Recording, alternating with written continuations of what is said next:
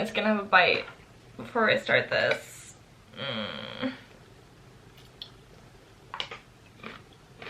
And that's my chair. Cool beans. I'm gonna be completely honest, I am not feeling good today. Anyways, despite maybe not feeling good today, I promised you guys part 2 of my diagnosis story and left you off with a little bit of a cliffhanger. So if you just watched part 1 and you're now joining in for part 2, welcome. So yeah, I found a lump right after I came home from World Games, and it was right under my chin here. I was sitting, my phone's on by the way because I'm waiting for a phone call and I'm not gonna turn it off because I don't want to miss a phone call. I was sitting watching TV and I was just like, I just had my hand here. I was like, felt this lump and I was like, what the hell is that? And then I was like, has it always been there? Is that normal? Like everything was playing through my head. And I made like the decision that if it doesn't go away in like 3 days, I'll call the doctor. Because obviously I'd have this previous melanoma that you now know about. So I was like, oh, I should probably just get it checked out. So this was August of 2017. The 3 days went by, this lump is obviously not gone. So I called the doctor and just said, hey, I have this like lump, I just want to get it looked at. So I went and saw the doctor around the end of August. Basically said like she thinks it's probably an inflamed lymph node, but with my history, it's better that we do further investigation and we get it all checked out. Right after I saw her, I went to Montreal for a training camp. It was the last selection camp for World Championships in November. So I decided I'd go and I went. I didn't even get to compete. I went to do a full the day of the meet and I like spaced in the air and like landed on my head. I got like a slight concussion, so they didn't let me compete, which was the smart decision. When I came home from that, I had my ultrasound done. So this is now the beginning-ish of September. So I had the ultrasound done and I remember lying there and the lady is doing the ultrasound and I'm looking up at the screen and it's just like this black mass. That's all it was. And any which direction she put the ultrasound machine, like, didn't change. I was like, oh, that's weird, like, huh. But I didn't think too much of it. I remember getting up and she just said, good luck with everything. And I was like, what kind of sick riddle is this? So the results were inconclusive and they wanted to send me for a biopsy. So all of this like time frame was about a month. So I got this call about the biopsy the end of September. I was leaving to go to Spain in the beginning of October and I was gone for a week. So what ended up happening, like just by fluke, is that the day before I was leaving for Spain, they could get me in for the biopsy, and they got me in really fast. I went in for this biopsy, and it was like a guided biopsy. So they had an ultrasound in one, and then they did the needle in the next. And if you've ever had a biopsy, at least the one that I had, they stick the needle in, and then they like jiggle it around like this. So all you can see when it's like right here on your neck is them going like, and I'm just like, they're gonna go right through my throat. They're gonna stab me. And because the mass was very hard, like they had to try and get to the middle of it and he was having a really hard time. It was very, very painful. I remember him saying, okay, well, if this comes back negative, you're gonna have to come back. And I didn't ask, but I was just like, negative for what? Like I just thought that was so bizarre for him to say. And after that, then I kind of started feeling a little bit uneasy about the whole thing. And I got on the plane the next day. I went to Spain. The competition itself went totally fine. I had this band-aid under my chin and it was like bruised, and like I told a couple people like what was going on, but I didn't really know yet, so it wasn't like a huge deal. Also at this point I had made the team to go to World Championships. Like I was ranked #1 to go to World Championships in November to Bulgaria, and I was like so looking forward to that, obviously. I don't know, it was just this weird uneasy feeling. Also, ironically, and I'll put the picture somewhere in here, I got a tattoo right before we left from Spain, and the irony of the tattoo is that I got a sun on my ankle and then I ended up getting diagnosed with skin cancer. So yeah, that was a little bit weird, I think. Yeah, I came home from Spain. It was on a Wednesday.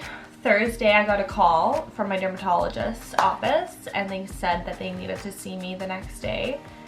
And this time I thought, okay, well, they didn't ask me to bring a family member, so maybe it's not bad news and they just want to let me know that it's okay. But I got in there, I went with Jamie. He offered to come with me the day off work. He came with me, sat down, and then I went into the room and my doctor looks at me and just says, "Is that your partner out there?" And I was like, as soon as he said that, I thought, oh, this isn't good. They told me that there was melanoma in the lymph nodes, and the next step is that they need to do more surgery. But before the surgery, they have to do a CT scan, and they want to send me for blood work right now. So it all just started happening really fast. It was really overwhelming. I went right down for blood work, and I called my mom, and it was like a really hard phone call. And then I'm like, oh my god, I'm not gonna get to go to Worlds, because of course that's what I'm thinking about. It was not fun. So next steps were, I had a CT scan the week after, and I wasn't really sure why they wanted to do a CT scan, and then I later realized it was to like check if it had spread anywhere else. Luckily at that point it hadn't. It was just in my neck. They could see the big lymph node. And then the week later I met with my surgeon. Anyways, the funny story about my first surgery was that I went in. The decision to go to Worlds was based on when my surgery was, because if my surgery was going to be after Worlds, I was 100% feeling fine. I was going to just go compete. But if the surgery was before Worlds, I was going to miss Worlds. I walk in there and the receptionist goes, "Good news, I have a surgery date for you in 2 days." In my head, I was like, no, can't it be like in a couple weeks? I actually did say something. I was like, I'm supposed to go to Worlds. And she looked at me and she was like, you have melanoma, like you need to get the surgery done. The funny part about the story is, like, I'm telling you all this, I'm like, oh, this is funny. They said they had a cancellation. The cancellation was because this guy got incarcerated and couldn't get his surgery done because he was in jail. And my question to her, I was like, well, doesn't he still need the surgery? She goes, yes, but they need to pick a different time and date and hospital that he can't know about, because technically he knows when the surgery is, where it is, and his family could like try and break him out. That was like the concern. And I was just like, this is so outrageously ridiculous. I have cancer and then I have to get surgery, and I can get my surgery because a guy goes to jail, because it's just like this drama that's unfolding in front of me, and I'm just like, I don't get it. Anyways, I got my surgery done and I had this big tube.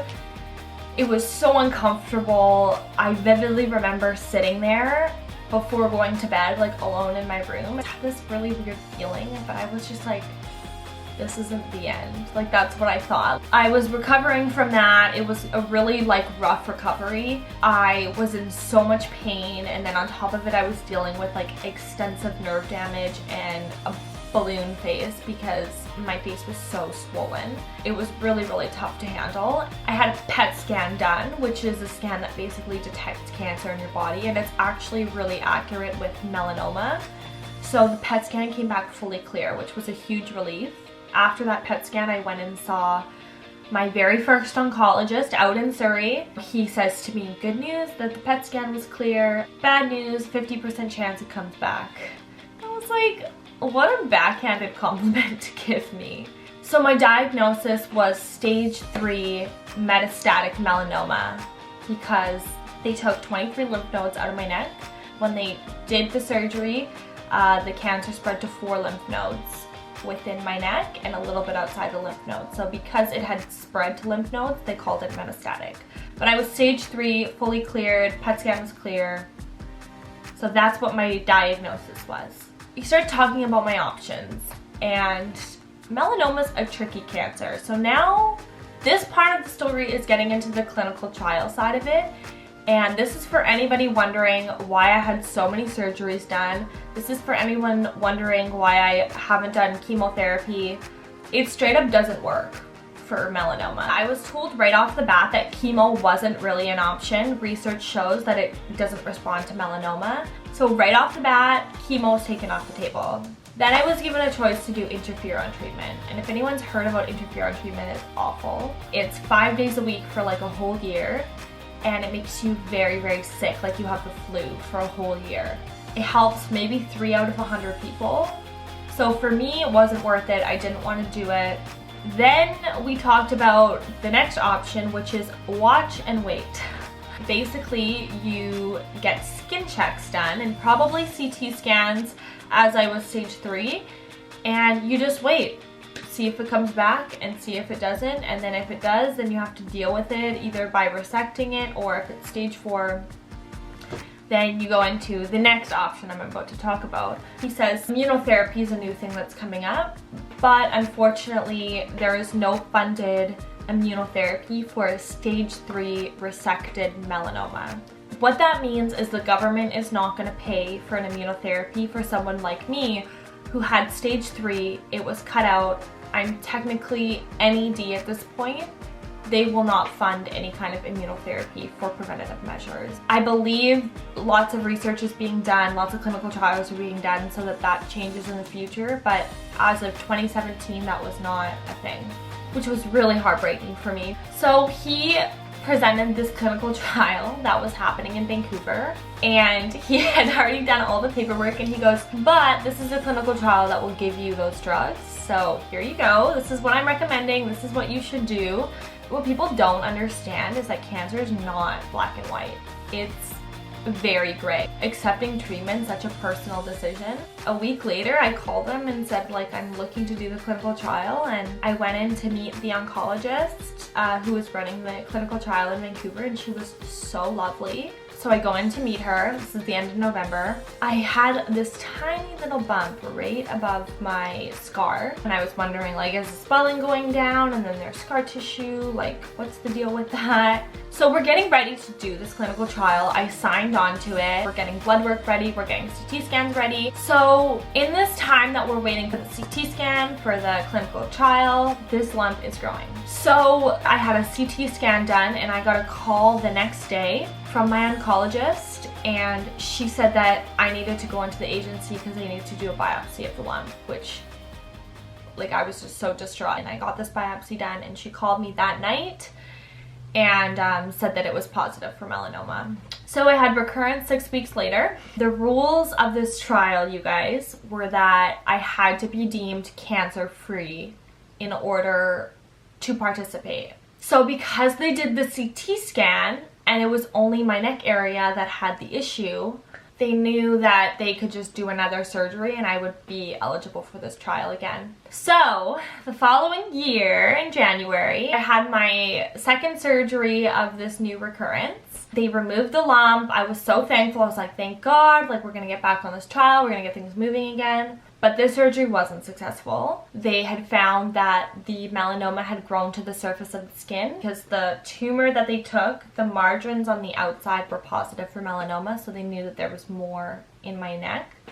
But again, the CT came back fine, so they thought it's all microscopic and we can just remove that and we'll be good to go. So I had my third surgery the end of January. They took a crap load of skin. I had a super big issue with the surgery. I had something called the laryngospasm, and it doesn't happen very often, but basically when they pulled the incubating tube out of my throat, my vocal cords closed, and instead of breathing, like, liquid was filling into my lungs and blood was filling into my lungs.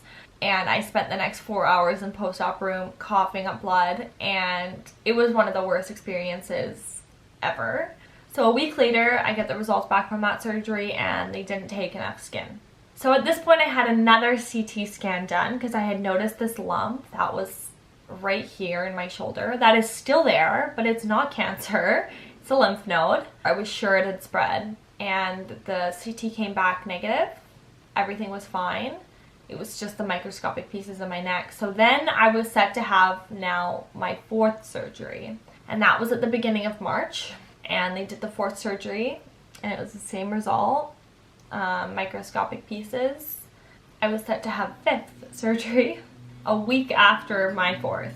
And I was tired. I was so sick of what was going on, and I was so frustrated. You know, I'd been cut open so many times, and, you know, I'm dealing with nerve damage and swelling and fatigue. You know, I couldn't do anything. It was awful. It was so awful. So I said yes to doing the 5th surgery. They didn't get it. They couldn't get the melanoma. I just felt like I was back at square one. Like, what was the point of doing any of that? Because obviously, like, there's still melanoma. So my doctor had this plan because now the clinical trial had ran out.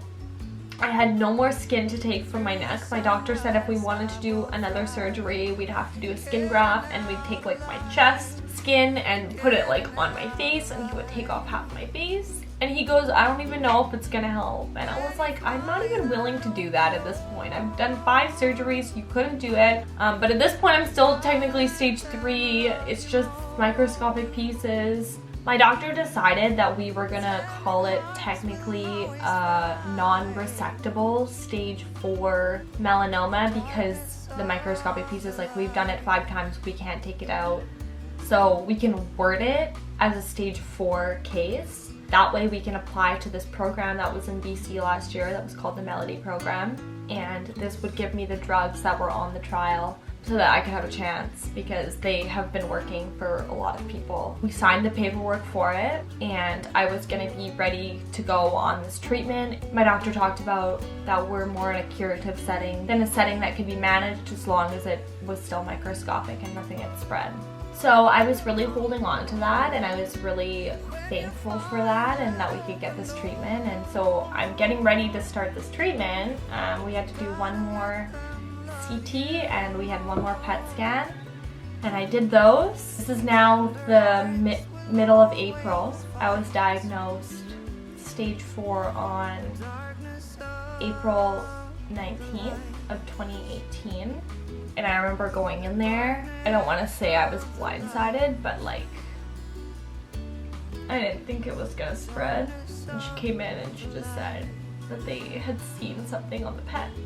And I said like, where? And then she starts listing places. It was really awful to hear. And she says, in your lymph nodes in your neck, it's in your lymph nodes in your armpits, in your groin, it's in your liver, it's on your bones. And like the bones freaked me out the most and I don't know why, but it was like on my ribs and down my vertebrae, and she said there was also a bit on my pelvic bone. So that was like the worst day of my life for sure. Yeah, it was a shitty fucking day and that's like the best way to describe it. There's nothing you can say. But yeah, I didn't think I was like gonna cry during this video. I didn't think I was really gonna be emotional, but that's kind of my whole diagnosis story, I guess. It's a really hard thing going through cancer. There's just so many things that I don't give a shit about anymore. And my life is about how I'm deciding to live in spite of uncertainty and in spite of things that I don't have control over. I've been through a lot in the last couple of years.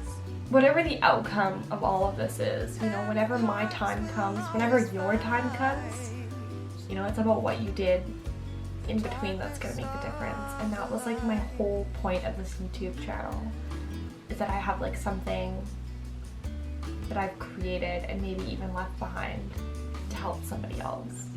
You'll only regret the things in your life that you didn't do. And I've learned that.